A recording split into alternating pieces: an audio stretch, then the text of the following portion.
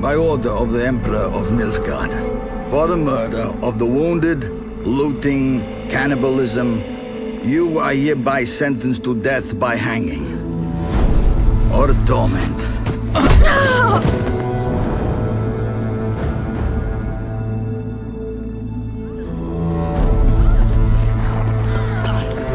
Don't meddle. Take the reward and let's go. Help me! Knew you witches wouldn't scorn imperial gold. Tough hunt. Tougher than yours, that's certain. Evil is evil. Lesser, greater, middling, makes no difference. Come with me! Bring her down. Do it my way. You like that, you bitch? Get the hammer. Kick her teeth in. The degree is arbitrary, the definition's blurred. If I'm to choose between one evil and another, I'd rather not choose at all. Just make it quick, Geralt. What the?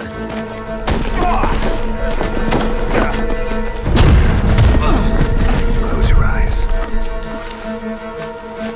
Hit him.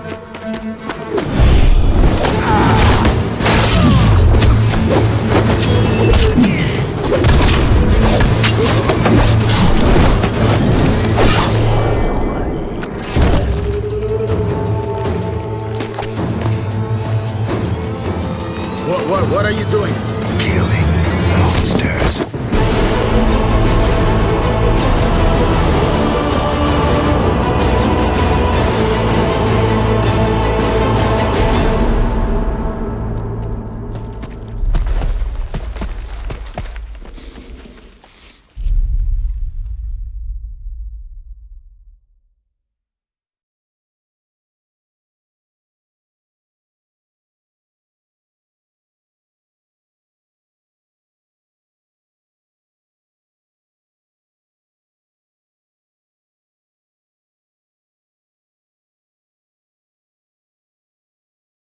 What's going on, everybody? Welcome to another episode of the Northern Nerdcast. We have a very RIVIA-ting episode today. I had to. You did that. I That's had terrible, to. Brad. That's horrible. I know. That's bad. That's even with my standards. That's bad. I was thinking, like, I just had to come up with something, and that was the best, worst thing I could come up with. But you gotta warn me before you do stuff like that. so joining me as always is my co-host Clayton, and I don't think this gentleman needs any introduction. Ladies and gentlemen, Doug Cockle, aka Geralt of Rivia. Thank you so much for joining us, and appreciate you taking the time to chat. Yeah, no problem. Thank you for inviting me on. Happy to be here. Pleasure. I just actually watched the episode that you were just on with the awkward silence and the coffee, and so I'm like, I have my coffee ready if I need to have a silent moment. But well, I've got mine here too, so we can silent moment it off. And before anybody asks, I am not drinking. This is not iced coffee. It is water. So, but no, yeah, it's great to actually meet you, as they say, because obviously we're time difference, and you're all the way in England. So actually, that's actually my first question. What brought you out to England? I know you've been there for quite some time. So what was the motive to heading out that way? I came for the crumpets, of course. Love crumpets. Can't say I blame you. No, yeah, it was just one of those things. My wife is at the time, she was a dual citizen. She still is, but this is what made it possible. I was finishing up grad school. She was a dual citizen, US and UK. And we didn't know where to go. We weren't sure. We didn't want to go back to Seattle, which is where we kind of considered home, because it just felt like going backwards. New York and LA didn't hold any special draw for either of us. And I don't know, we just decided that we would come over to England for a year, because I'd never lived abroad, and she'd been away from her family for a long time. So we thought we'd just come over for a year, and yeah, that was in 1999. Wow. So And the rest is history. the rest is history. Yeah, stuff happens, you know. My career kind of took off. I found myself working regularly, um, and then, you know, other things happen, you know, kids and mortgages, and, you know, before you know it, 20 odd years has gone past. 23 now, actually. Wow. Time flies when you're having fun. Like well, obviously I'm back in Canada now, but I had plans. I lived in New Zealand for a year, and I didn't have any plans on coming back, and planned for me to come back. So that's and I wouldn't change it. Like it's a beautiful country, but I mean, I have 3 kids, I'm married. I mean, I guess I'm living the dream. I'm living the Canadian dream. If you're doing something that makes you happy, then I think that's living the dream, you know. Yeah, absolutely. That's a funny thing, life, though. You know, I growing up, I never thought I'd be living and working professionally in the UK. That didn't even, well, it wasn't even on my radar. And it wasn't the intention either. It just kind of happened that way. And I think that's how life works. Sometimes things happen, and you know, you either go with the flow and you know, see where that takes you, or you force an edit. And not that that's a bad thing, but, you know, sometimes going with the flow and seeing where that takes you some pretty interesting places. Yeah, Absolutely. for So sure. well, getting into The Witcher, because I mean, obviously that's what you're predominantly known for. How did that whole process come about? Because I mean, obviously The Witcher the first one was 2007. I know you had acting chops before. You were in Band of Brothers. My father-in-law loves that show. So he'll be happy to hear that we chatted with you. But how did The Witcher come about? Well, my introduction to the Witcher world was an audition. I was called to an audition at a company called Outsource Media for a fantasy RPG type game. I'd worked with them quite a lot. I went in, I worked with a guy named Boris from CD Projekt, and he kind of directed me. And I was only in the booth for about 15 minutes, and I walked out and went home, and that was it. And then I got the call. I don't remember exactly how long, maybe 2 or 3 weeks from then, and was told I had been cast as Geralt of Rivia in this new fantasy RPG role-playing game. RPG role-play, of course, RPG role-playing game. let's be redundant here, Doug. Yeah, so, but you know, at the time, it was one of those things that nobody outside of Poland and maybe some other Eastern European countries that knew anything about The Witcher, because Sapkowski's books had only been published in Polish and I think 1 or 2 other languages, maybe German or something like that, but they weren't out in English. So nobody in the West really knew much about it. So it was this whole new world for me, and it was really exciting as well, because I remember, you know, there was a team of writers and producers and people from CD Projekt who were there when we recorded Witcher 1, and they were all super excited, and you know, they were trying to, you know, introduce me to this world. And yeah, it was, but the funny thing is, it was just another job. I mean, every job is just another job until it becomes something different. And you know, because the whole thing of Witcher 3, it's quite a phenomenon.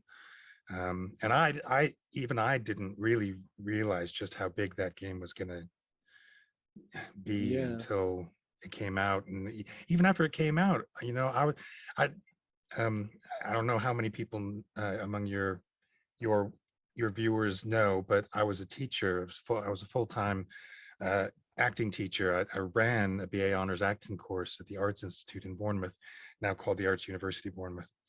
And I was there from 2004 to 2017.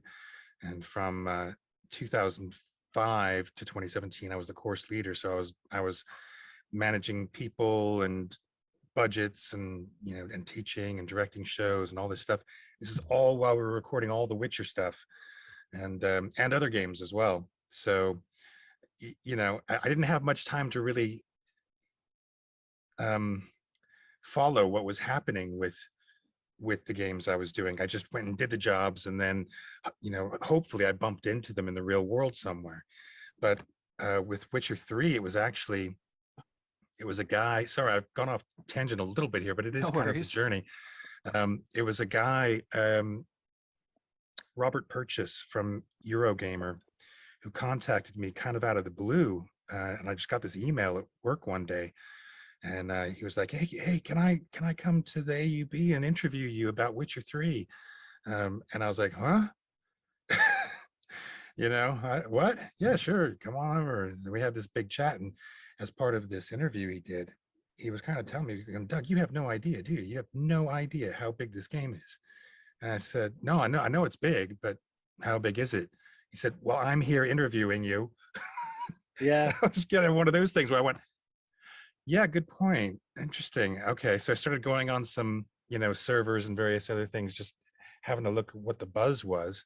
And that's when the penny finally dropped. And I went, "Oh my, I knew this was going to be big, but not this big. This is incredible."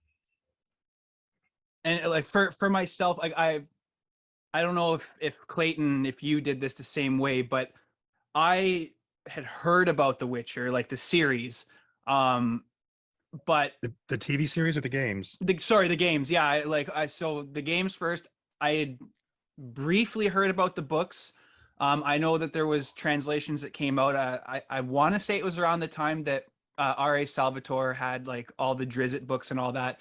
And I'm a big reader. Like I've got a lot of the Witcher books on my my e-reading device, but for myself, I didn't really get into the series until I played 3 first, and I went backwards. And like I don't know why I did this, but I'm playing through 1 now, and it's not hard to get into, but just the graphics aren't there like they are now. But Clayton, were you the same? Did you start with The Witcher 3? Like, Actually, I remember, I have this weird memory where I remember like little snippets of things, and I do remember when the first Witcher came out, but only as a preview in a magazine. I never played it.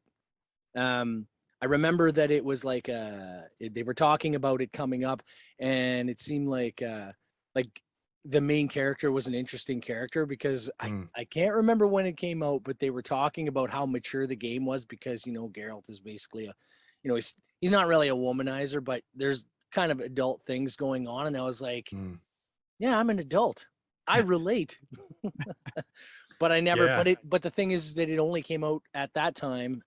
It was only out for PC. So whatever magazine or article I was reading, they pointed out that it was only for PC. So I said, well, okay, well, I'm probably not going to get a chance to ever play that because I don't have one. So later on, I saw the second one, Assassin of Kings, come out. And I actually grabbed that for my Xbox 360, and I still have it kicking around here somewhere. And that one was pretty fun, but it was I don't know, at the time for me it was pretty complicated, crafting your spells and all of that kind of stuff, but it was definitely fun. But it was like the fantasy element was so far removed from everything else, because everybody else was going crazy for games like Oblivion and stuff where they were starting to really streamline stuff, and this one was like, okay, now you're like you're a fantasy bounty hunter, and this is a simulator. You know what I mean? You had to get all your stuff together in order to do these big fights and stuff like that. So I loved it, but I was like, let's see where this goes. And I did actually end up picking up, I think it was Blood of Elves, the Sapkowski's book, Blood of Elves. And I actually watched probably about 90% of the old Polish, I think it was public access television show where Kaer Morhen was basically a pile of rocks. Yeah. I think I've only watched a couple episodes of that, and I couldn't really watch anymore for time reasons, but and also because I wasn't enjoying it particularly. It wasn't bad. Well, I didn't really get into it. Right? Yeah, and I don't mind speak Polish. subtitles if especially in a film, if it's a really gripping film.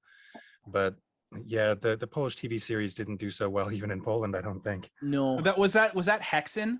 Was that what it was called? Yeah. Yeah.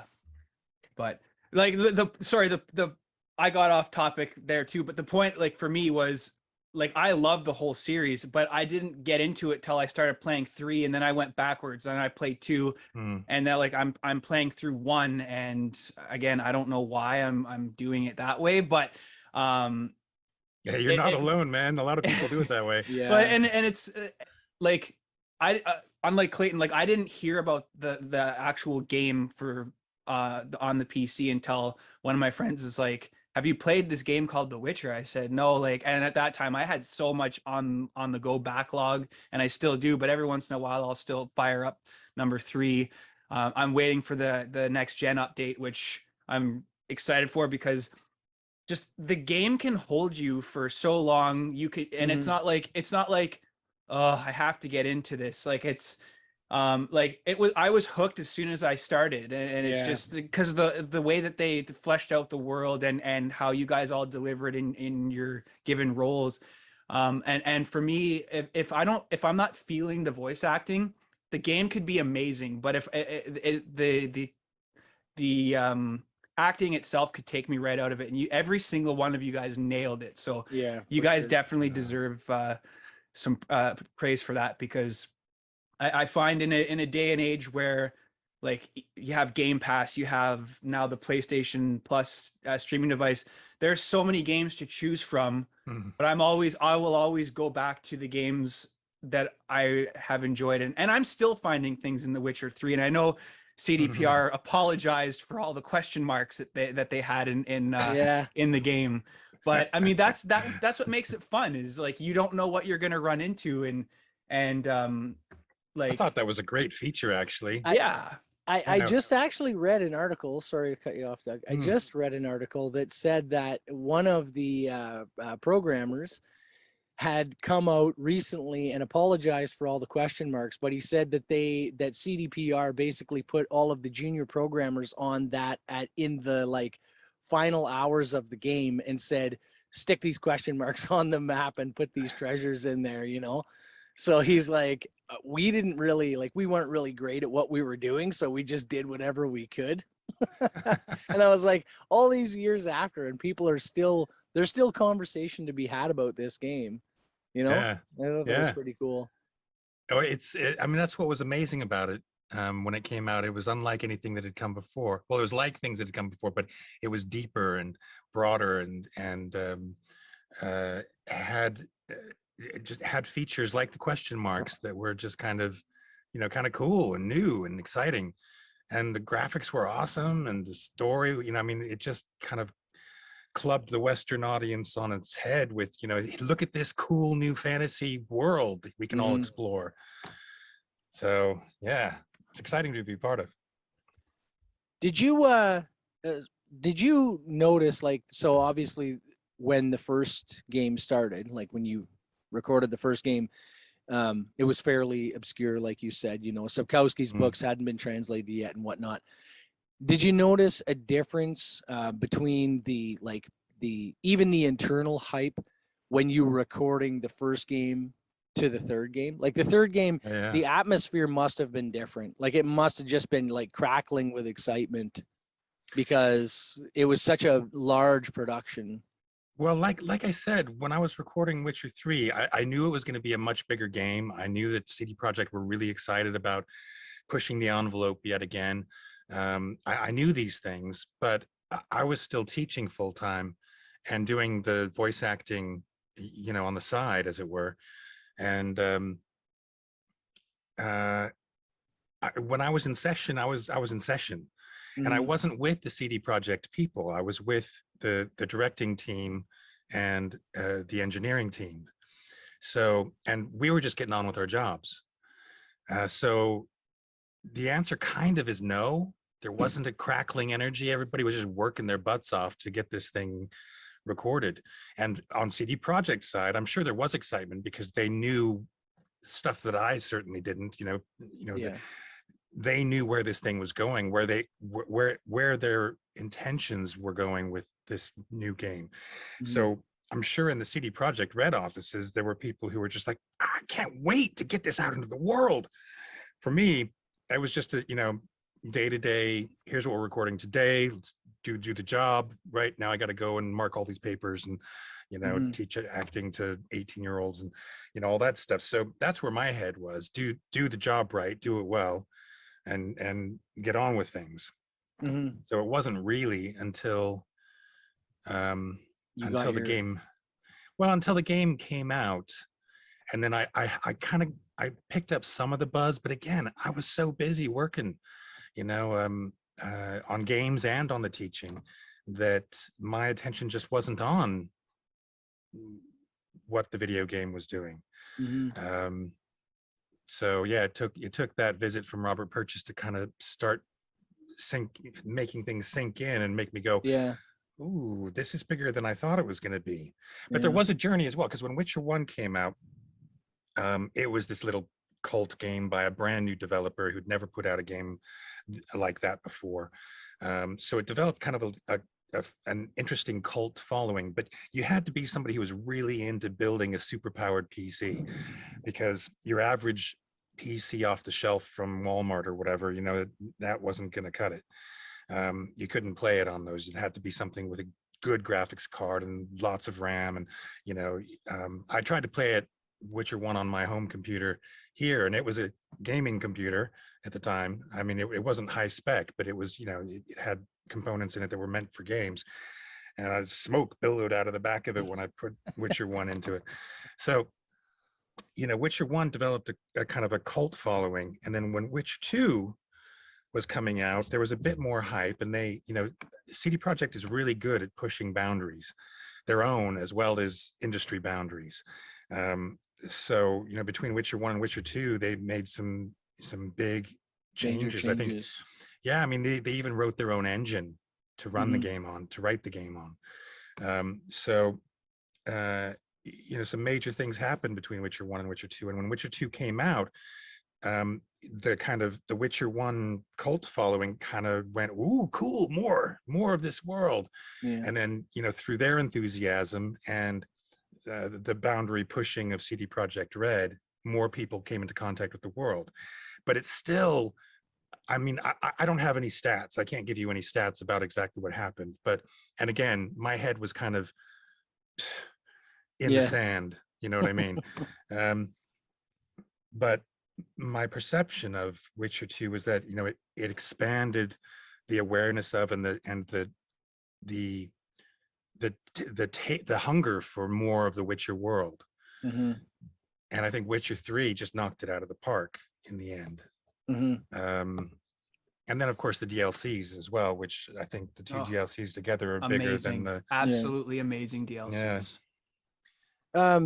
So this might be a bit of a sensitive question, I guess, but in the last couple of years, I don't know if you kind of keep up with game culture now. You're probably a bit more aware of what goes on now than you were then, but did you there's been a lot of talk lately about things like culture crunch, about deadline crunch and stuff like that.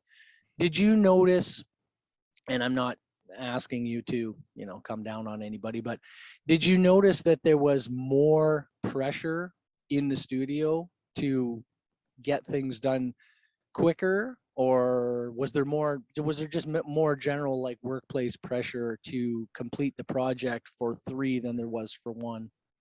Well, I have not personally experienced what did you call it? Culture crush? Just culture crunch or workplace culture crunch. Yeah, I've heard about crush. it. I've read some articles about it, and I have witnessed it to a certain extent. And I don't think there is a developer on this planet that doesn't have crunch moments. You know what I mean? It's like anything where you're putting something together against a deadline. There is crunch. There has to be. I'm sure there are projects that have come in on time with no stress, but I think those are I work in an industry mean? where we have production deadlines and workplace crunch all the time. Yeah. So I understand like what they're talking about, like what journalists and whatnot are talking about. Yeah. And it's not always pleasant, but you're never going to find a place where you're not going to run into that kind of thing. No, exactly. I was just I had it when I was a teacher because there were deadlines for deadlines for timetables to be completed, deadlines for marking to be completed, deadlines for final marks to be input into systems. You know, there are deadlines all the time.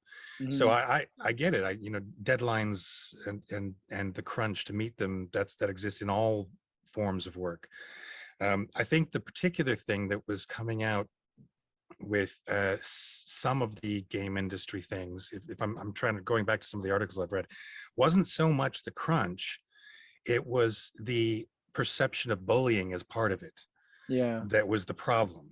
I think people working in good faith understand when something has to get done by a particular time and we're a little bit behind schedule, so we just need to push a little bit harder until this time and then we can all take a breather.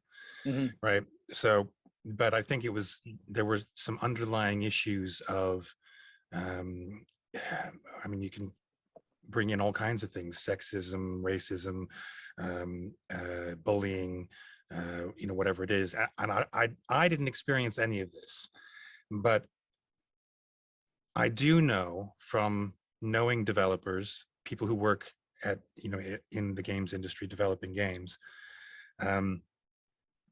that it exists. And it can be challenging. But like I said, I didn't experience any of that. I witnessed some of it because sometimes the scripts, I'd be going in to record, and the script would have not all the time, but occasionally, the script would have only just been delivered just a few hours before I arrived, because the writers were frantically working on finalizing the script and getting it to the production studio. And I remember, the people who I actually did work with on a fairly regular basis at CD Projekt, I'd say, "How's it going?" Because I knew they were under pressure. They always were. Like I said, most games developers are. So I'd say, "How's it going?" "Oh man, it's been a rough few weeks, but once next week finishes up, then we're gonna have a little space to breathe. It's good." Yeah. But yeah, it's been tight lately. So but they love what they're doing as well. So many of them, they love making games, and they yeah. I don't know if that answers your question. I never really experienced it. I was aware, though, in the studio when we were recording. I became very aware. I've always been aware, but during The Witcher, I became more aware because my line count was available to me to see. The number of lines per hour I was achieving. Yeah. So yeah, even actors are being monitored for their efficiency. And I've always been very good at sight reading, and I like to think that I'm a good actor. So I usually had a pretty high line rate. But I'd be watching myself. No pressure was being put on me except from myself, because I know time is money, and I know that they're looking.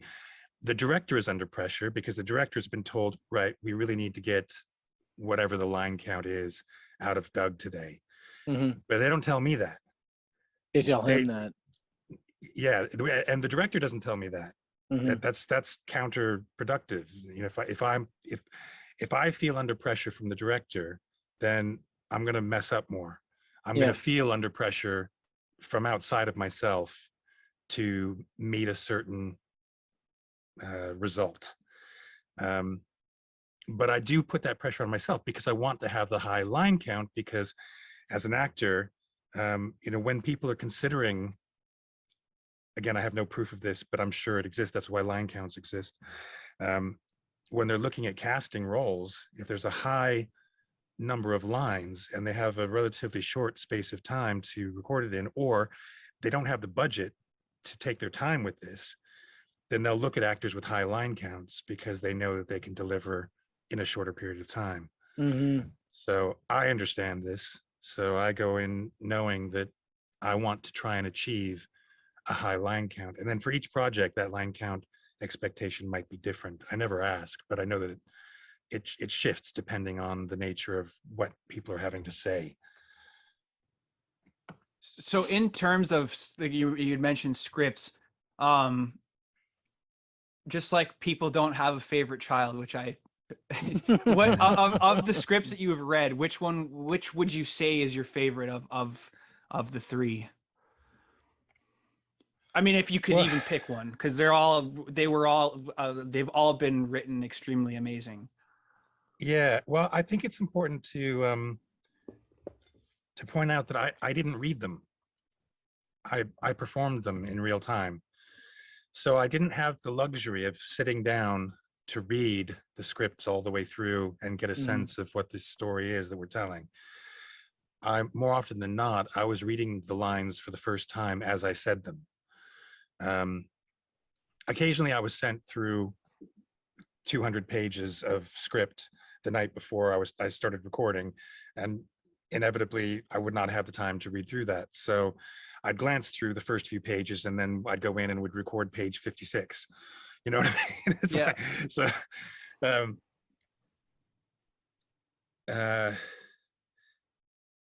So yeah, in terms of, I think in terms of performing the scripts though, I think Blood and Wine was my favorite. And the reasons for that are many. I think that with every single iteration of the world of The Witcher that CD Projekt Red did, every new iteration, the writing was more mature. I don't mean in terms of the content. I mean in terms of the writer's own, the writing team's confidence with these characters and with what they wanted to achieve, because they'd been there before and they knew how to do it, and so they could push boundaries a little bit more even. So I think the writing was the most mature it had been. Not that it had ever been immature at all. The writing team excellent on The Witcher. But because the writers had that confidence and had that maturity in what they were doing, they were able to give Geralt more Depth. more depth. Yeah. I mean, again, every iteration they were able to do that. But by the time we got to Blood and Wine, and I knew it was going to be the last hurrah, it was like, wow, they've really written some good stuff here. So that gave me the opportunity to bring more of my skill and talent to what I was doing as well. So, and I also think that, by the time we get to Blood and Wine, because the writers had that confidence, Geralt, he had that depth. He also had more of a sense of humor. He had more of an emotional life that he could share with other characters in the game. I mean, his relationship with Regis is testament to that, I think. So, yeah, I really, and maybe it's just me knowing that this is the last hurrah. Here we go, Blood and Wine, and then once this is over, I may never perform Geralt again. Because understand, I'd been performing him since 2005 when we recorded Witcher 1. So 2005 into 2016 when we finished off Blood and Wine. That's 11 years of recording Geralt. That's a rarity for an actor. Absolutely. Not many people can say that they've done that. So yeah. And to keep it sounding like pretty much the same whole way through, because like you could play a game where the same voice actor has returned for the same role and it just sounds and feels different. And this isn't a knock at all. Like this is a testament to your acting. It sounded the exact same way the whole way through, and it's awesome. And like I said before, that goes back to keeping somebody invested in the game, because if you change something up, to me anyways as a gamer, if you change something up, okay, well to me, that's not something that Geralt would say, or that's not what Triss would Yeah. say from other Mhm. games, and it just takes you out of it. And like Yeah. it was really well done. Well, and there were a few occasions, especially in Witcher 3 and the DLC, when I think I did suggest very minor changes to the script just because it felt like this isn't something that Geralt would say, or that he Yeah. wouldn't say it this way. The So- content's correct, but the order of the words I just think would be better if we did this. Let's check in with CD Projekt and see if they agree. Yeah. And sometimes they did and sometimes they didn't. So it's a collaborative process. Uh, But it's interesting you should say what you said, Brad, because I mean, I think there are very subtle differences between Geralt's voice in Witcher 1 and in Witcher 3 for all kinds of reasons. I grew 9 years older between Witcher 1 and the start of Witcher 3. I quit smoking between Witcher 1 and Witcher 2. So that has, changed how my voice works. The longevity almost didn't happen. It almost didn't happen because I almost didn't come back for Witcher 2. It was a close one, and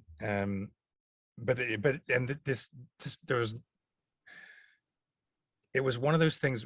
CD Projekt decided between Witcher 1 and Witcher 2. I didn't know this at the time, but I found out later that they just wanted to kind of go back to the drawing board. So they hired a different production company, a voice production company. They wrote their own engine.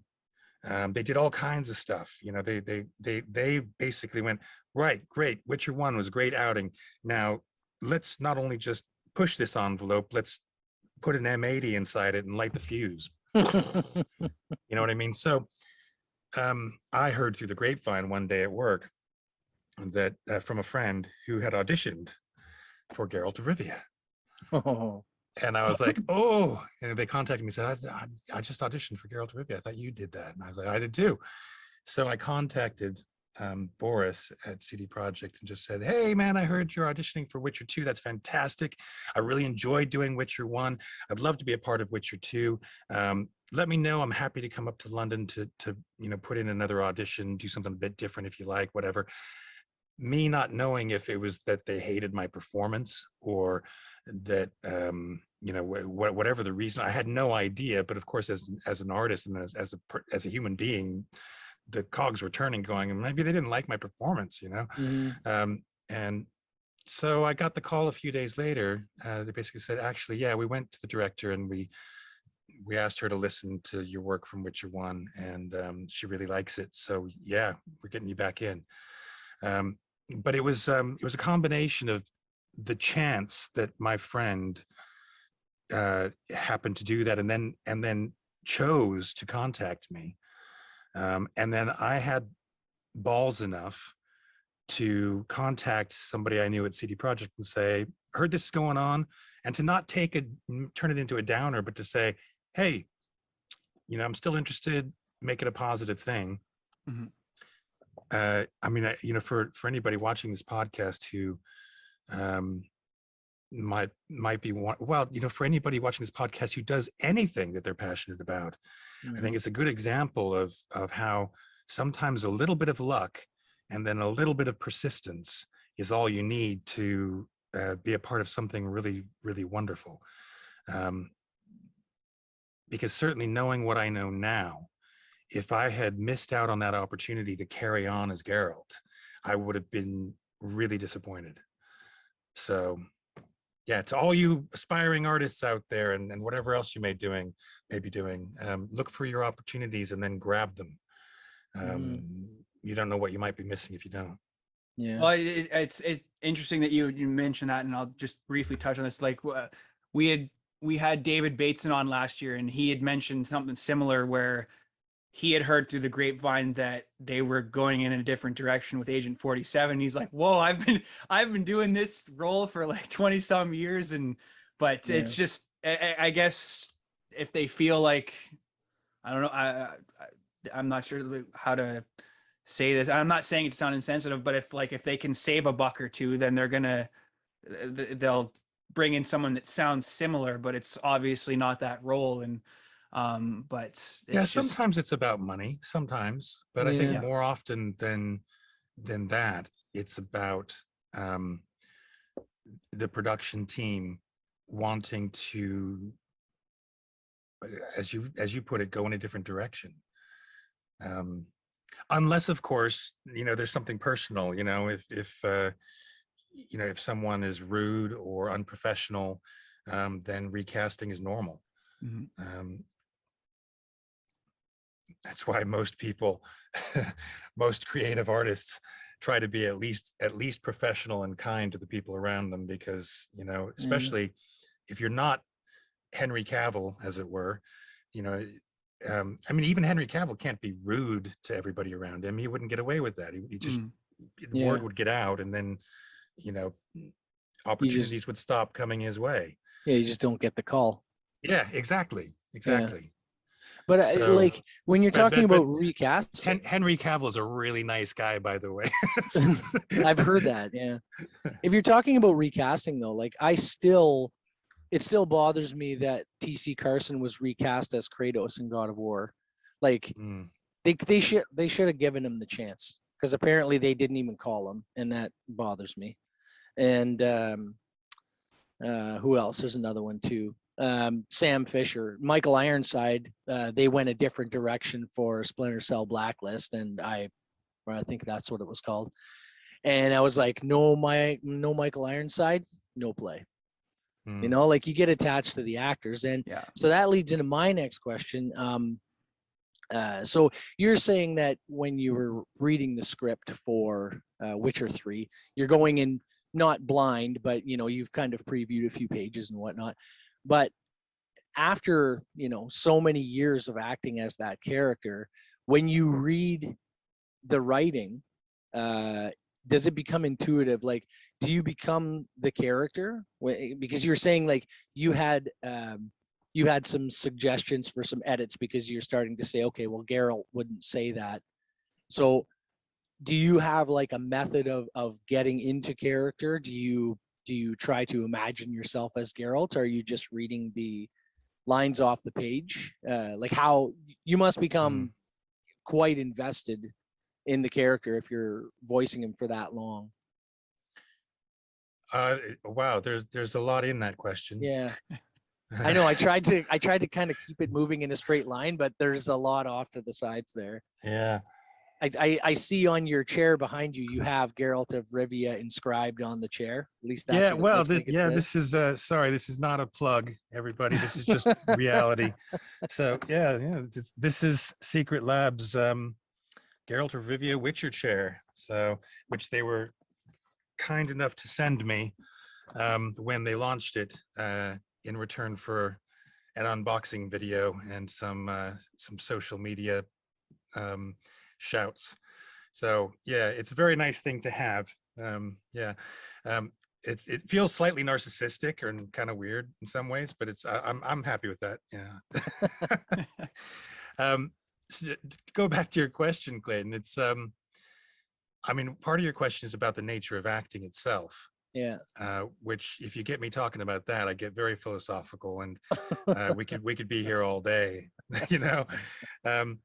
I'm not the kind of actor who becomes the character. Some people call that kind of acting method acting. It's not really, but that's the name. That's the title that's been kind of plunked onto it. I'm more the kind of actor who finds in myself the things that are needed for this character to ring true to me. And if it rings true to me, then it will likely ring true to an audience. It's I mean, a really simple way of saying it is if I feel like I'm lying, then the audience is going to hear the lie. Yeah.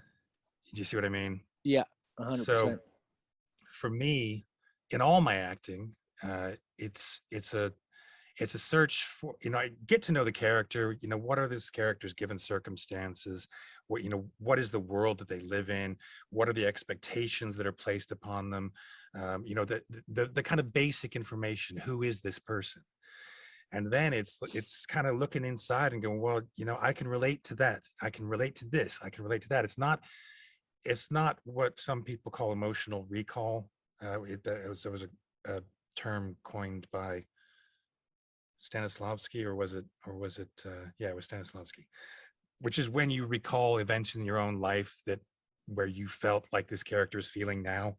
Mm-hmm.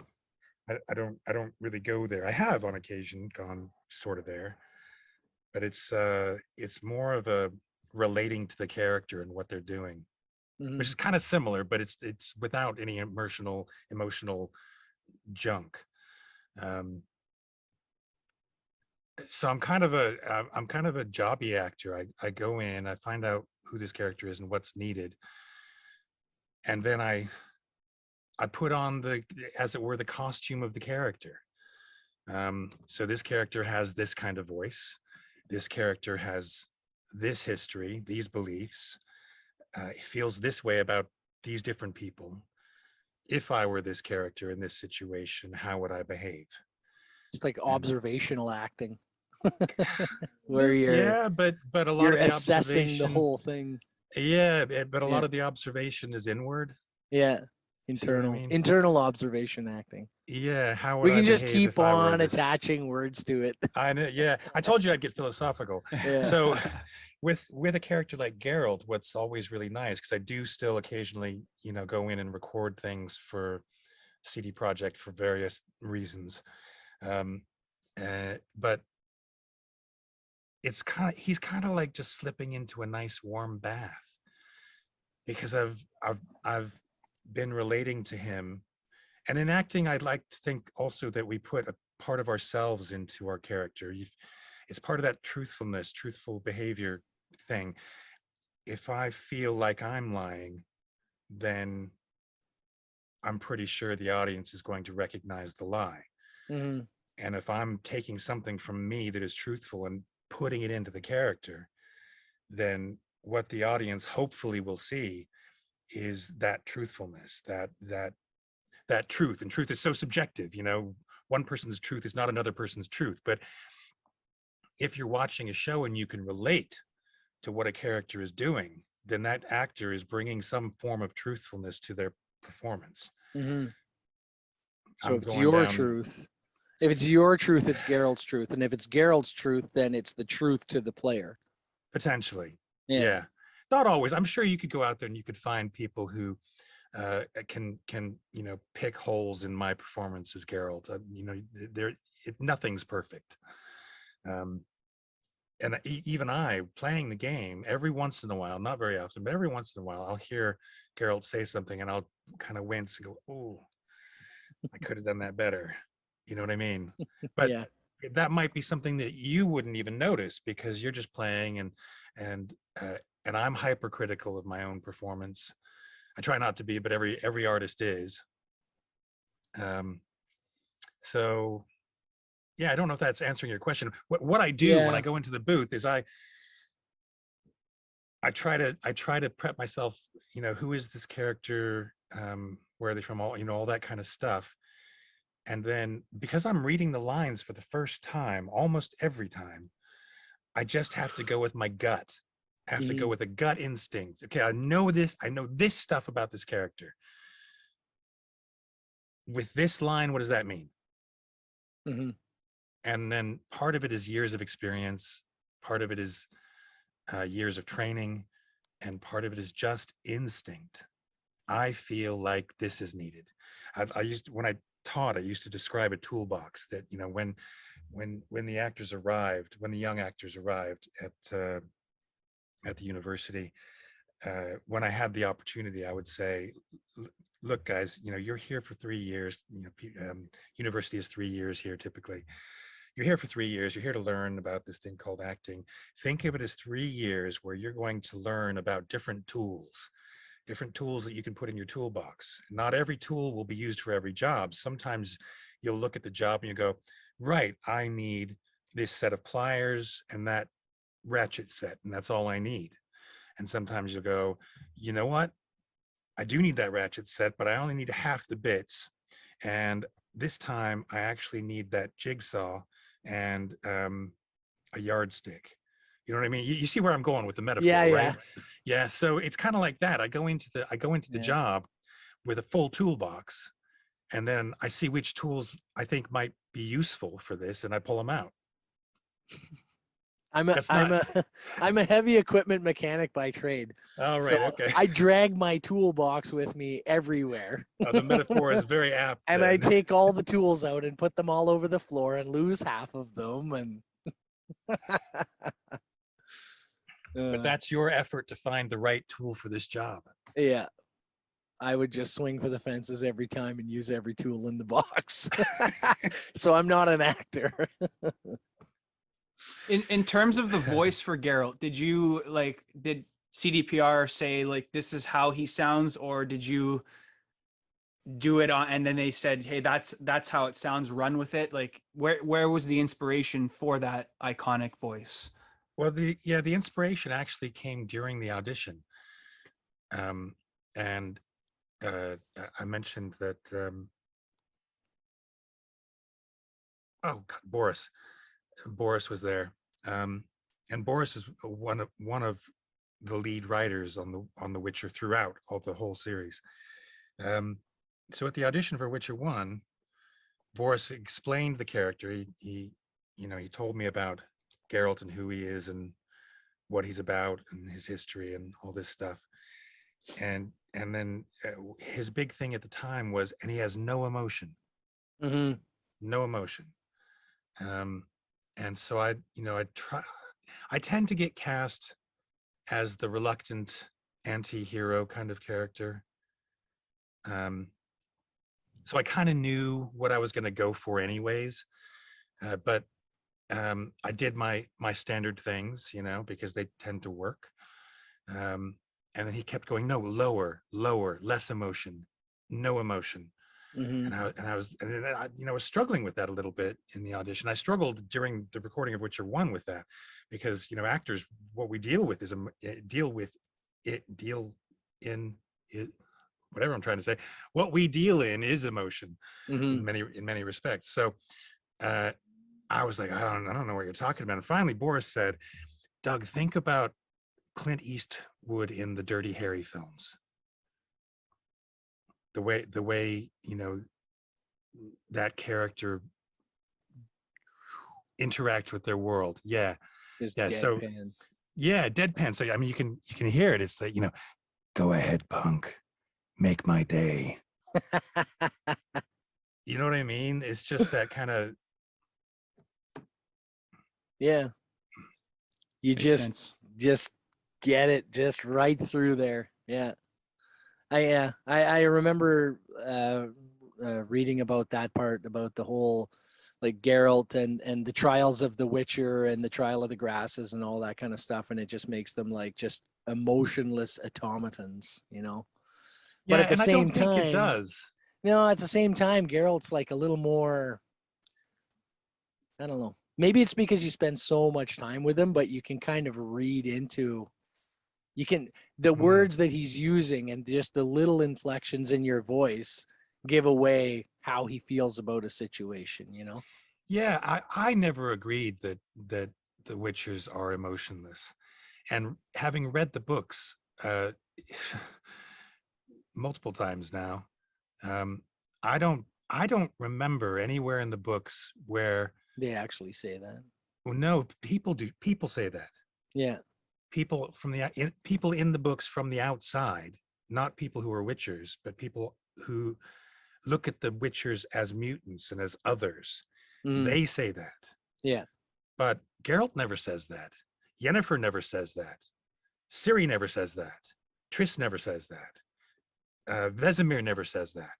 Mhm. Eskel and Lambert never say that. So there's no evidence in the books that Witchers are emotionless automatons. There is evidence that they've gone through a hell of an ordeal to Mhm. become what they are, which is a trauma.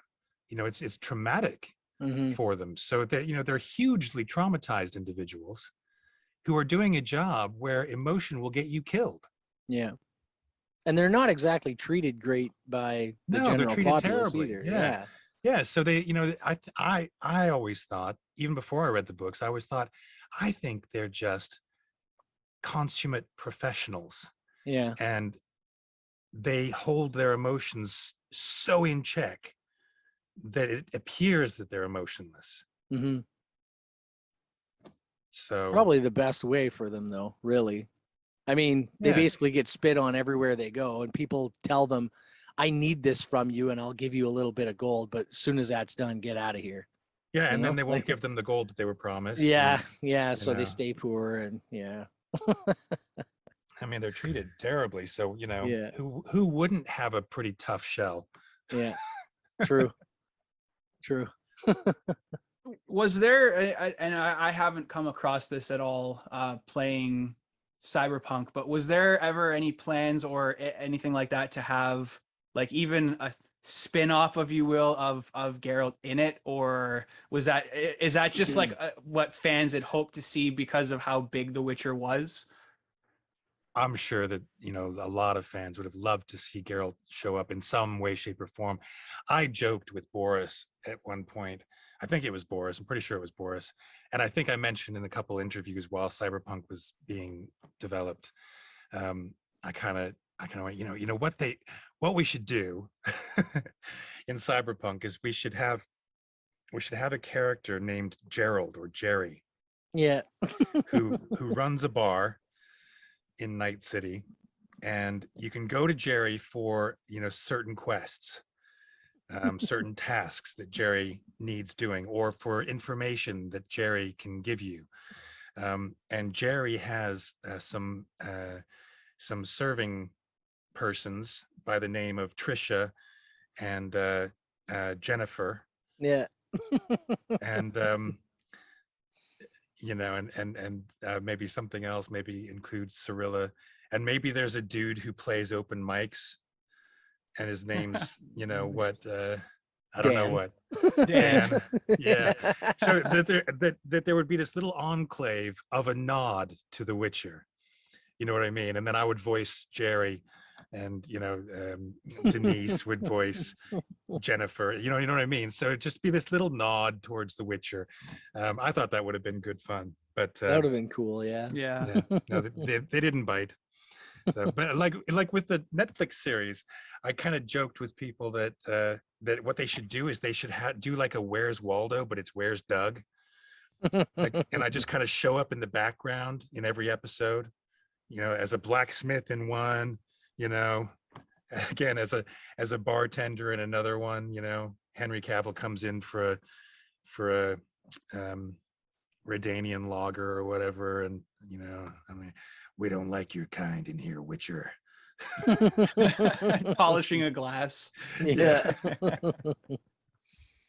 But they didn't bite either, and I think it's a great shame. I think the fans would have loved those kinds of Easter eggs. Yeah, just this small kind of Easter egg like that would be cool. And I was actually just thinking of what the band in Night City could be called. It could be Dandy and the Lions. Yeah. Mint. Love it. Yeah, man. Who knows? Maybe we'll see Jerry in the story DLC. There's a lot you could explore with that, like as being what's the term that they are, like are they handlers? I can't even remember anymore what the people that give missions are.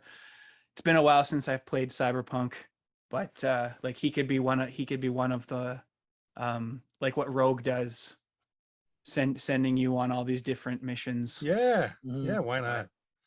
Who knows how? Like I think it would be cool, but that's just because I'm a fan of what CDPR has come out with, and I'm lucky in the sense that I was one of the few that had very little issues when the game launched, but that's not here nor there. But I just love what they do. So yeah. Well, I like have the to stuff say, they build. I've really enjoyed being associated with CD Projekt Red, and I feel bad for them. Anytime some, you know, bit of bad press ends up out there about them, and because I know the people I have actually met at CD Projekt Red are great people, and they're so passionate about what they do, and I have no reason to believe that all other 800 employees of CD Projekt Red are just as passionate. So when unfortunate things happen to CD Projekt and so many people pounce on them, I just feel so bad for them, because they're honestly trying to do the right thing. Their heart is absolutely in the right place. They've given me hours upon hours of amazing gameplay in all the games of theirs that I've played. Yeah. And I haven't finished Cyberpunk yet. The game is amazing, technical difficulties notwithstanding, technical issues, but I will still buy the next game that they put out, whatever it happens to be, because the quality, the quality of the actual content is definitely there. So it is unfortunate, but if people would just be more patient, and not just people, but the upper management as well, more patient and say, okay, well, it'll be out when it's out and it'll be good. The quality and everything will be good. Then we wouldn't have ended up in this situation. Yeah, well, I mean, I think they did do that though, didn't they? They pushed it, and then the investors said, no, it needs to you need to release this. Yeah, we need it in this fiscal year. They delayed it 2 or 3 times. Yeah, they did. And every time saying, we're really sorry, guys. We just, we really want it to be spot on when it launches. And so I don't know the whole story behind it, but I can understand why the investors would want them to get it out there. But anyways, it was an unfortunate thing that happened there. What I find that CDPR does better than a lot of other of the publishers is and we always joke about EA and their microtransactions, like Geralt's haircut, that would cost 99 cents. CDPR threw in everything that wasn't a major story expansion or anything, even some pretty lengthy quests, it was all free. Apart from Hearts of Stone and Blood and Wine. I mean, obviously you're getting 120 hours plus of extra content in story, so you're gonna pay for those. But I don't think that the hate was justified, and I mean, a lot of and now unfortunately any game that comes out that doesn't live up to standards is, oh well, remember Cyberpunk? It's no, that's not fair. You can't compare the two of them. But that's how it is now, is, oh, this game got the Cyberpunk treatment. And I don't know. I don't think it's fair. And now, unfortunately, I think a lot of whatever they come out with for CDPR for game wise, it's going to be looked at. Okay, is this going to be Cyberpunk? And it's very unfortunate, because if you can't talk about it, you can't talk about it. Was The Witcher 4 announced? I can't remember if it was something.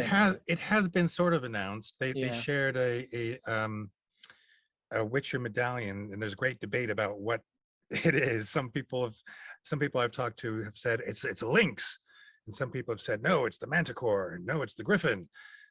So there's lots of speculation as to what this new game is going to be about, and I honestly know nothing. So fair enough. I can't even lie to you about it. Somebody recently speculated that it was going to be a game about the early days of Witchers and the creation of the Witchers, which would be pretty cool. Yeah, they were speculating that you could choose to play a character from one of however many different schools of witchery. But my personal speculation was that it would be a game about Ciri's travels that's what I had thought, when she travels to different worlds and stuff like that. I thought that would be an awesome spin-off, I think, especially if you get the ending where Ciri becomes a Witcher in Witcher 3. You know, because that would make sense. That would be a continuation of that story in some way, shape, or form. That would be really quite cool. Yeah. But I honestly don't know. That I came up with that just out of thin air. You know, no evidence for it whatsoever. Well, and I mean, it would like, because Geralt's story has been told.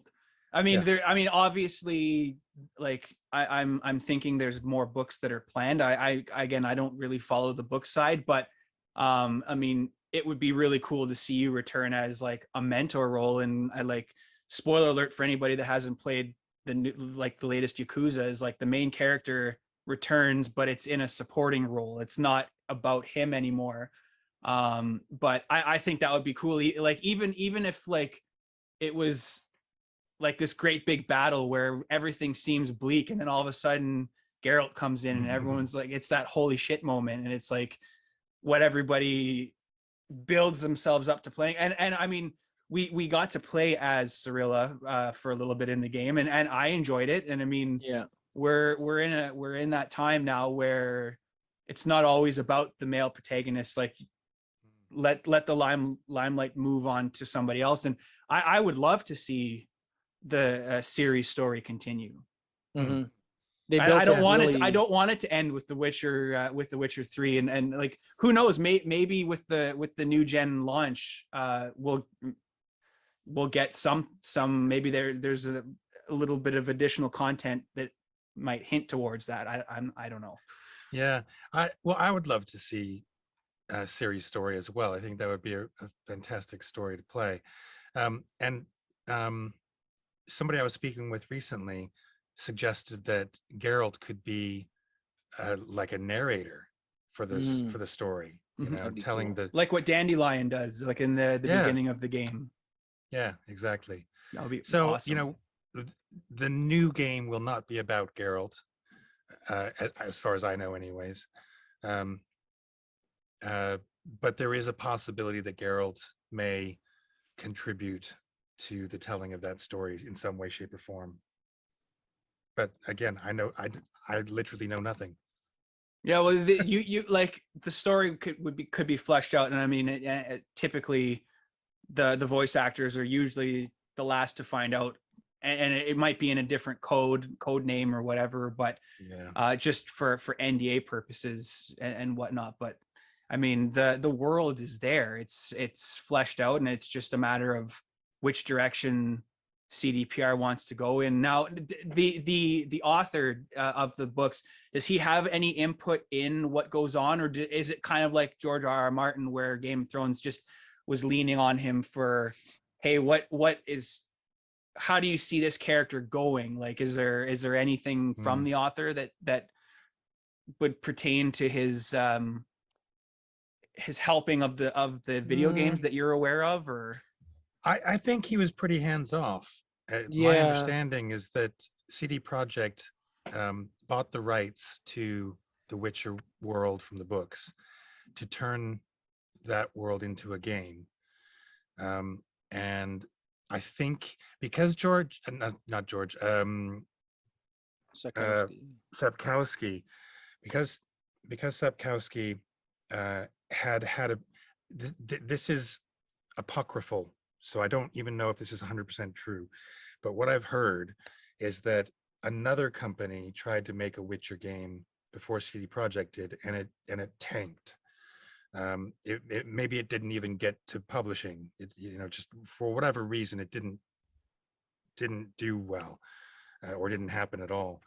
And so I think Sapkowski had very low expectations going into this, and I think it's public knowledge that when Witcher 3 came out, I think it was when Witcher 3 came out, and it became so popular that Sapkowski basically went back to CD Projekt and said, you didn't pay me enough for the rights. This has exploded way beyond anyone's expectations, so we need to renegotiate this deal, which CD Projekt did do, to their credit. So again, that's apocryphal as well, a little bit, but I think I've read articles about that, so I think I'm pretty sure largely you're right. what I've said is true. Yeah, I think so. And he's been now I'm going just back through my memory as well, but throughout the years I've read that he's been fairly critical of the game adaptation of The Witcher because they changed CD Projekt changed things about the core character. Like the one thing that I remember is that the only spell that Geralt had in the books was Igni, and they added the other ones, and I'm pretty sure that he said he had something to say about that. And I think so. I trying think to you're right. I remember. think I heard Yeah. that. That's not here nor there. I mean, you can do your own research and No, and he look into definitely that. has.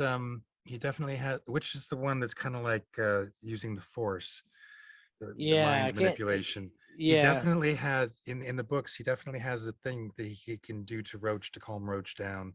yeah. And That's like I said. That's neither here nor there. My memory is not perfect, but I do well, recall yeah, hearing mine something either. about him not being happy about how either the character turned out or he had criticisms anyways, like Well, high the level. CD Projekt got a little bit creative with some of the material from the books, Mm-hmm. but not in a bad way in my mind. I mean, having read both, No. I feel like the game is fairly true Mm-hmm. to the spirit of the books.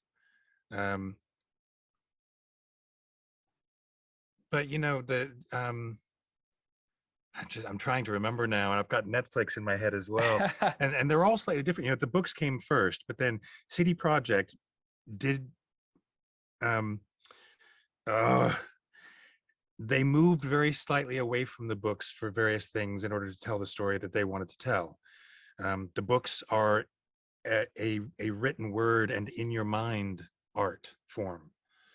The video game is an interaction and visual art form, and oral as well. You know, excuse me, the sound and sound design and things like that. And the Netflix series is purely visual and audio.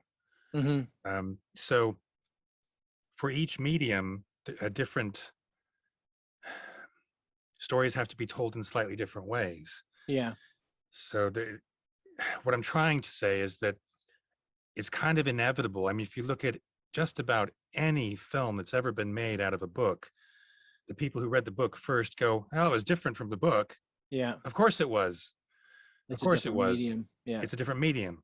Yeah. Now some some films veer way off from what the book did, and some are, less so. So there's degrees of separation there. But I think Jodorowsky's Dune comes to mind. I don't know if you know about that. is that the first film?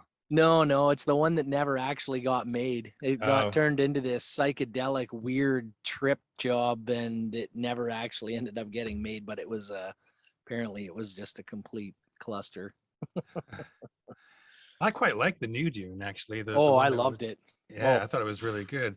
It's been a long time since I read the first, I think I only read the first Dune book because it was so long, yeah. and I think I was much younger, so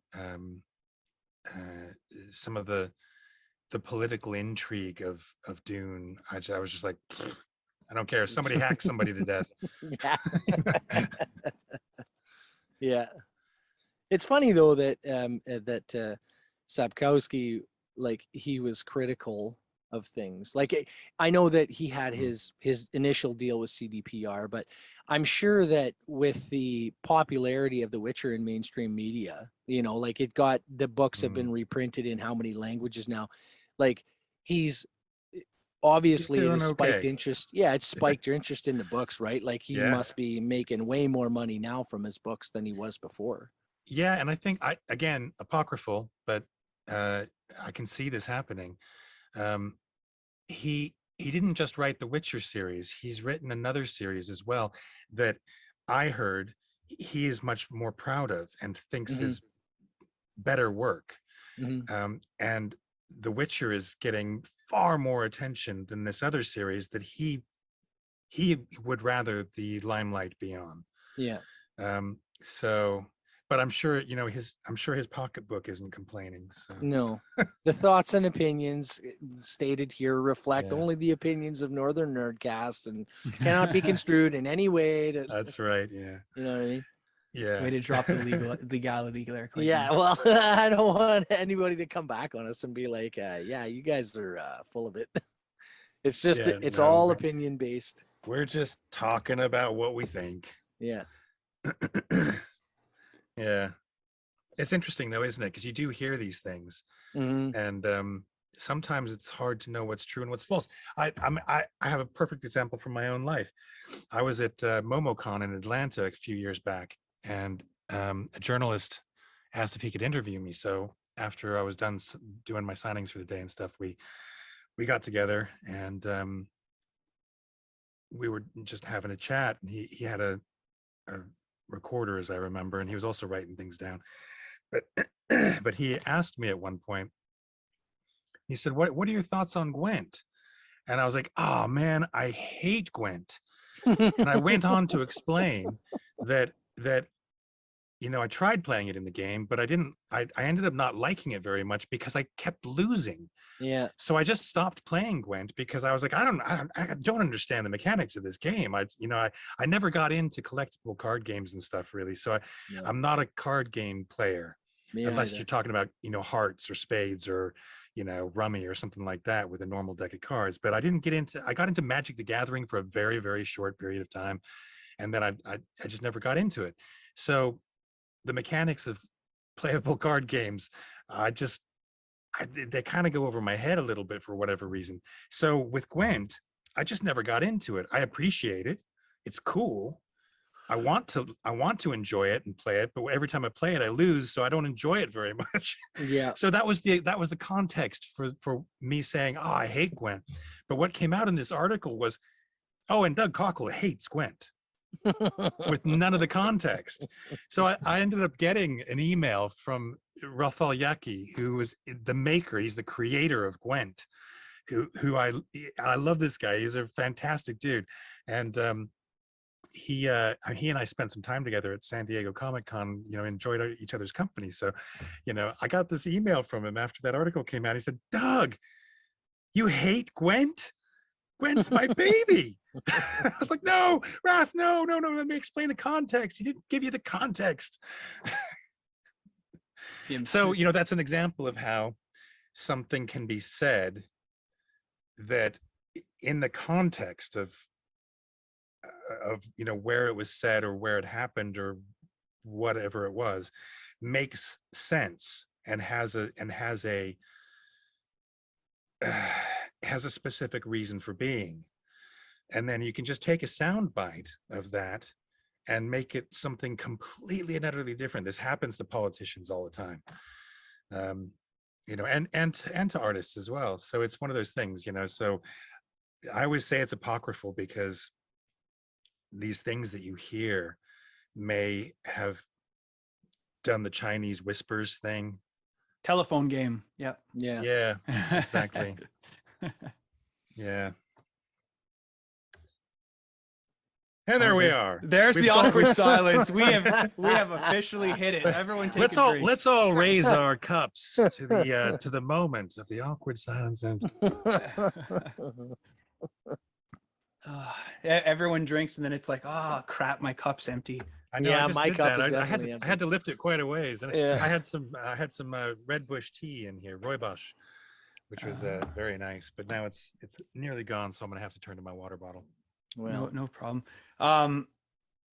So I'm getting texts that I am supposed to be letting my in-laws dog out, and I was supposed to do that about half an hour ago, and I told them, I said, hey, look, I've got this. I kind of fibbed. I said, like, it's been booked for months and I'm not changing it. I'm sorry. But I really do not want to wrap this, but we have that unfortunate honeydew list that I just got. Just before we do let you go, does Geralt have anything that he would like to say towards the Nerdcast? Well, frankly, I don't even know what a podcast is. I mean, Yen has me use her megascope now and then, but yeah, technology. And what is a nerd? No idea. Anyways, Northern Nerdcast. Northern Nerdcast. Northern Nerdcast. You have a great day. See ya. That's to the listeners. I mean, we've got more. You got to do your outro, man. Yeah, no, I closed my eyes for a second there and just. I always do get that. Now, actually, I did have one question for you. When I did initially reach out, typically I do have a zombie portrait, which I don't have right now. My buddy that does the drawings was at a Comic-Con this weekend, and so I do gift all of my people that come out with a personalized zombie portrait. Do you prefer one of yourself, or do you want one of Geralt? Because I know that Jane said you could borrow hers, but I mean it's not really yours. So what did Jane have done? Did she have her she had Diana done. She had Diana done. Yeah, Oh. and it was he does amazing work. Like his webpage. Actually, give me 1 second. I will show you what his work looks like. Cool. It's really incredible.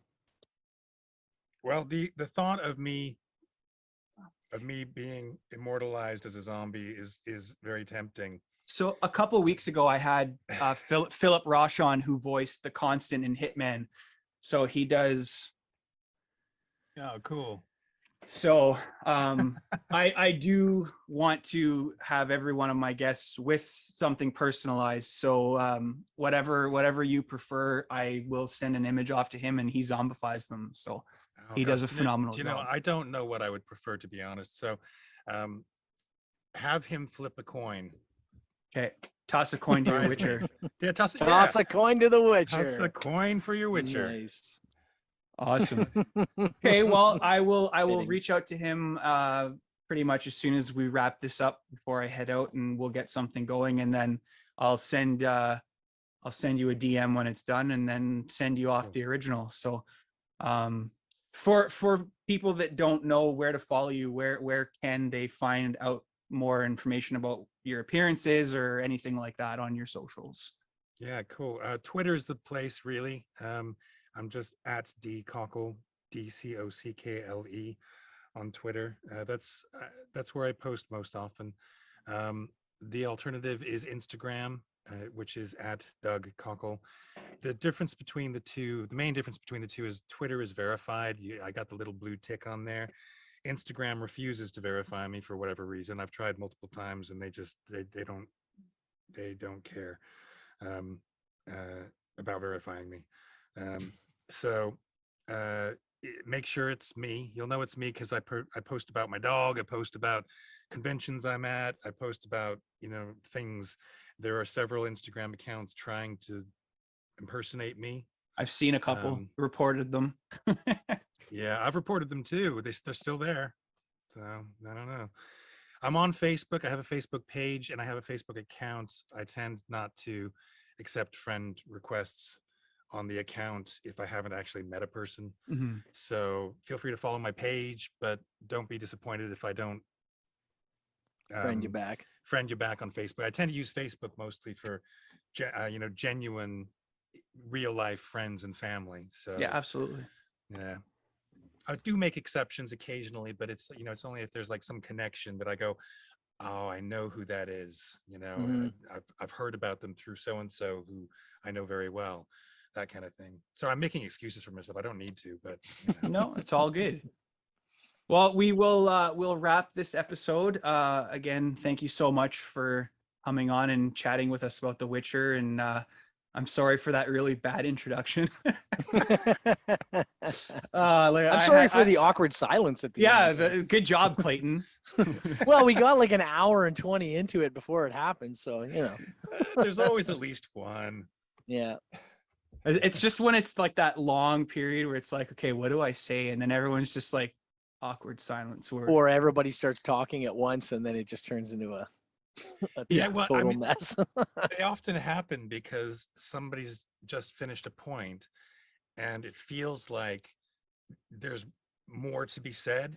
So Yeah. nobody wants to, step in and change the focus of the conversation, or Yeah. you know what I mean? For sure. That's what that was. I think whoever was talking, probably me, left it hanging on a little bit of a, is he going on, or is that it? Excellent. Well, we will wrap there. Thanks for whoever watches this video when it goes online. But for now, we'll wrap things up. Thank you so much and take care, everybody. Bye. Bye-bye.